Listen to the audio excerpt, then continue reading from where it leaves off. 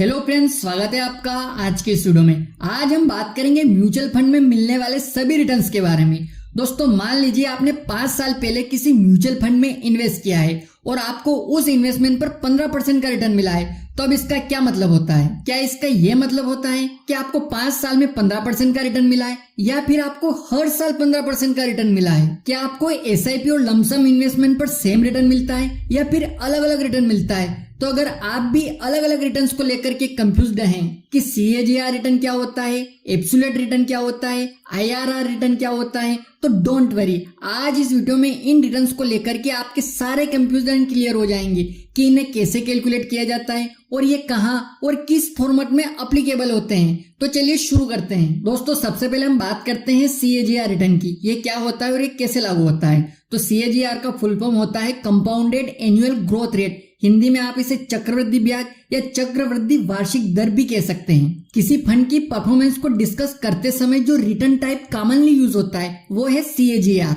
CAGR आपको आपके mutual fund की कंपाउंडेड ग्रोथ रेट बताता है। चलिए अब इसको एक एग्जांपल से समझते हैं कि मान लीजिए अजय नाम के एक व्यक्ति ने 1 जनवरी 2017 में एसबीआई ब्लू चिप फंड में 1 लाख रुपए लमसम इन्वेस्ट किए और इसके 5 साल बाद यानी 1 जनवरी 2022 में अपना इन्वेस्टमेंट विड्रॉल किया, तो अजय को 5 साल बाद 1,70,000 रुपए मिले।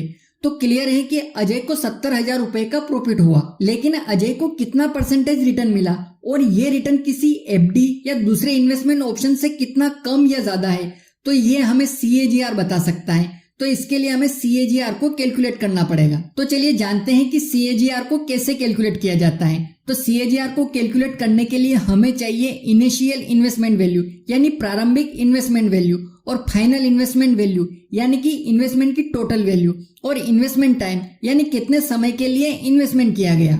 अब सीएजीआर को कैलकुलेट करने का जो फार्मूला है वो है CAGR is equal to final investment value divided by initial investment value की पावर 1/n और -1। अब अजय के सीएजीआर रिटर्न को देखें तो CAGR equal to 1,70,000 divided by 1 lakh की पावर 1/5 -1। तो इसको सोल्व करने पर 11.2% सीएजीआर रिटर्न निकल के आता है, यानी अजय को 5 साल में 11.2% का सीएजीआर रिटर्न मिला। तो इस प्रकार आप अपनी इन्वेस्टमेंट के लिए अलग अलग समय पर सीएजीआर रिटर्न निकाल सकते हैं। लेकिन अब यहाँ पर एक सवाल निकल के आता है कि क्या अजय को हर साल 11.2% का सीएजीआर रिटर्न मिला? तो इसका जवाब है नहीं, उसे किसी साल कम रिटर्न भी मिला होगा और किसी साल ज्यादा रिटर्न भी मिला होगा।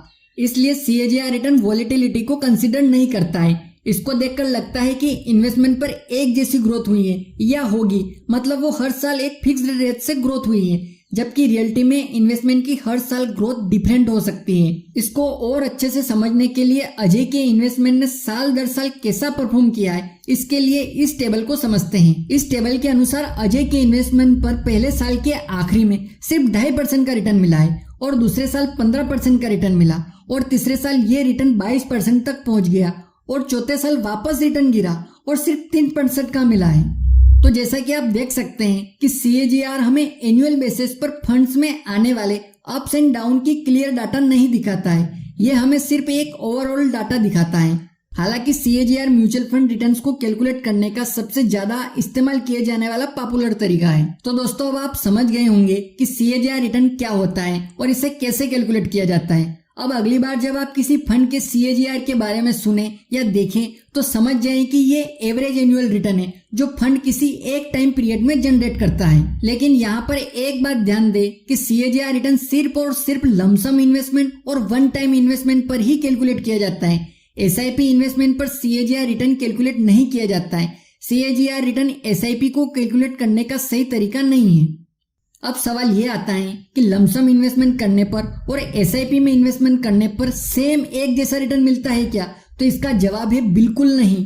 आपको दोनों मोड में इन्वेस्टमेंट करने पर अलग अलग रिटर्न मिलते हैं। तो फिर एसआईपी को कैसे कैलकुलेट किया जाता है? तो दोस्तों, एसआईपी को कैलकुलेट करने के लिए XIRR या फिर IRR को कैलकुलेट किया जाता है। अब ये XIRR क्या होता है? तो XIRR का मतलब होता है extended internal rate of return, या फिर IRR यानी इंटरनल रेट ऑफ रिटर्न। दोनों सेम ही चीजें। XIRR एक एक्सेल का फंक्शन होता है जो एक्सेल में यूज होता है, जो काफी पॉपुलर है। XIRR आपके सारे इन्वेस्टमेंट और आपके सारे विड्रॉल जो आपने अलग अलग टाइम पीरियड में किए हैं उन्हें कंसीडर करते हुए एक एनुअलाइज रिटर्न देता है। इसका सीधा सा मतलब ये है कि XIRR आपके सभी इन्वेस्टमेंट के CAGR को कंसीडर करते हुए आपको एक सिंगल एनुअलाइज रिटर्न निकाल के देता है। ऐसा इसलिए होता है क्योंकि SIP की हर इंस्टॉलमेंट एक नया इन्वेस्टमेंट होती है, इसलिए SIP में हर अमाउंट अलग अलग टाइम ड्यूरेशन के लिए इन्वेस्ट होता है। इसे और आसान तरीके से समझने के लिए हम फिर से अजय नाम के व्यक्ति का एग्जाम्पल लेते हैं, जिसने SBI ब्लू चिप फंड में इन्वेस्ट किया था, लेकिन इस बार वो लमसम की जगह 5,000 रुपए की मंथली SIP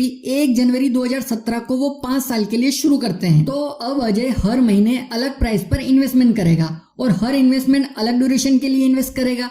इससे उसकी ईयरली रिटर्न पर भी इम्पैक्ट पड़ेगा और इसी कारण उनके ओवरऑल रिटर्न्स पर भी असर पड़ेगा। अब जब XIRR को कैलकुलेट किया जाएगा तो हर इन्वेस्टमेंट का CAGR लिया जाएगा और फिर सभी को ऐड कर दिया जाएगा। इस कैलकुलेशन के हिसाब से अजय को SIP के थ्रू इन्वेस्ट करने पर 13% का ईयरली रिटर्न मिलेगा। जब अजय ने लमसम इन्वेस्टमेंट किया था तो उसे 11.2% का एनुअल एवरेज रिटर्न मिल रहा था, लेकिन जब वो SIP से इन्वेस्ट कर रहा है तो हम देख सकते हैं कि उसे 13% का एवरेज एनुअल रिटर्न मिल रहा है। अब अगर बीच में अजय ने कुछ इन्वेस्टमेंट को विड्रॉल कर लिया होता या एक साथ कुछ लमसम अमाउंट इन्वेस्ट किया होता तो उस स्थिति में XIR रिटर्न अलग निकल के आता। ऐसा इसलिए होता क्योंकि XIR रिटर्न कैलकुलेट करते वक्त हर कैश फ्लो को काउंट करता है। आप एक्सेल में भी XIRR को कैलकुलेट कर सकते हैं, लेकिन अब आपको XIRR कैलकुलेट करने की जरूरत नहीं। आप सीधा गूगल सर्च में SIP कैलकुलेटर टाइप करके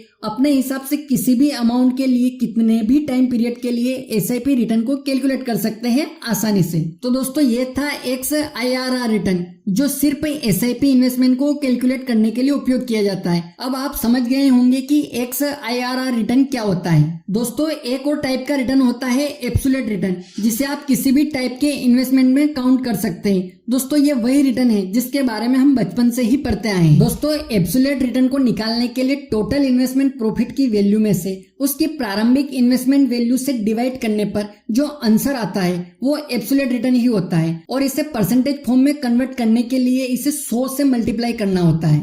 अब मान लीजिए अजय ने जनवरी 2017 में 1 लाख रुपए लमसम इन्वेस्टमेंट किए और जनवरी 2022 में इसकी वैल्यू हो गई 1,70,000 रुपए। तो इसका मतलब है कि अजय ने 70,000 रुपए का प्रॉफिट कमाया और इसका एब्सोल्यूट रिटर्न निकल के आता है 70%। दोस्तों एब्सोल्यूट रिटर्न टोटल प्रॉफिट पर निकल के आता है। इसमें टाइम ड्यूरेशन उतना ज्यादा महत्व नहीं रखता है। टाइम ड्यूरेशन के हिसाब से फिर आपको CAGR को कैलकुलेट करना पड़ेगा। तो दोस्तों अब आप समझ गए होंगे कि CAGR रिटर्न, XIR रिटर्न और एब्सोल्यूट रिटर्न क्या होते हैं और इनको किस प्रकार से कैलकुलेट किया जाता है। अब आप जब भी किसी म्यूचुअल फंड के इन रिटर्न्स के बारे में सुनेंगे या देखेंगे तो आप कंफ्यूज नहीं होंगे। और आपको वीडियो पसंद आए तो लाइक कर दीजिए और अपने दोस्तों और रिश्तेदारों के साथ इस वीडियो को जरूर शेयर करिए ताकि उन्हें भी इसके बारे में पता चल सके। दोस्तों मिलते हैं अगले वीडियो में किसी नए टॉपिक के साथ। तब तक के लिए जय हिंद, जय भारत।